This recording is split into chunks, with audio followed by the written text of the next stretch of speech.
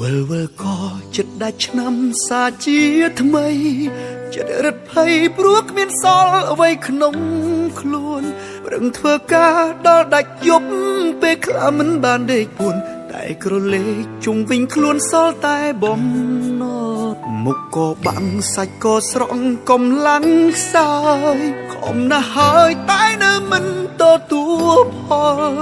មានថ្ងៃខ្លាំងខំទាំងឈឺកាត់ភ្លៀងកាត់ខ្យល់អ្វីដែលសល់បានត្រឹមតែមួយក្រពេល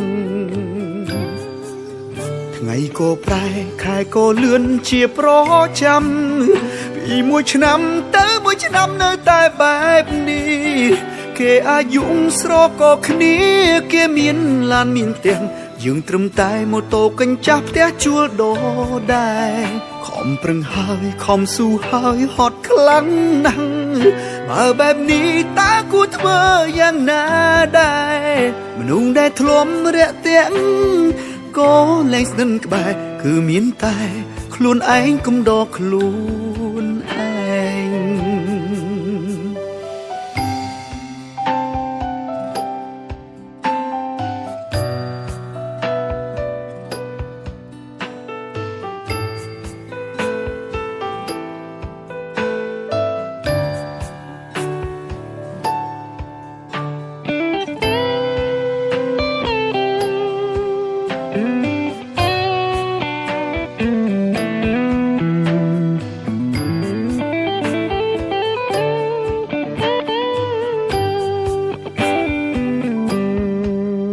មុខក៏បាំងសាច់ក៏ស្រង់កំឡាំងខ្សោយខំណាស់ហើយតែនៅមិនទទួលផលមានថ្ងៃខ្លាំងខំទាំងឈឺកាត់ភ្លៀងកាត់ខ្យល់អ្វីដែលសល់បានត្រឹមតែមួយក្រពេលថ្ងៃក៏ប្រែខែក៏លឿនជាប្រចាំពីមួយឆ្នាំទៅមួយឆ្នាំនៅតែបែបនេះគេអាយុស្រក៏គ្នា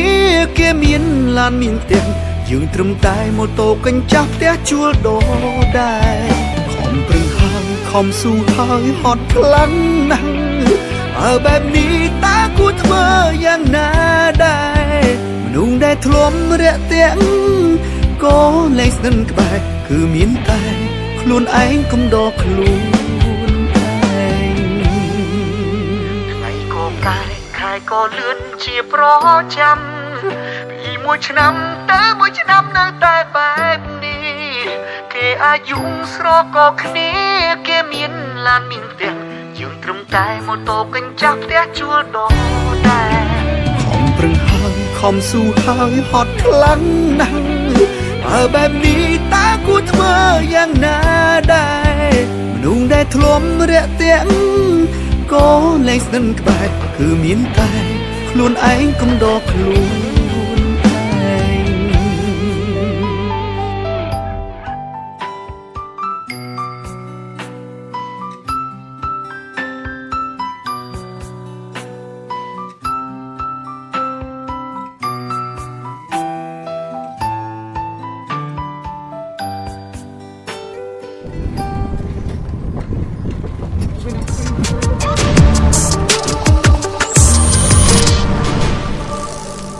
ជ្រុងនេះមិញ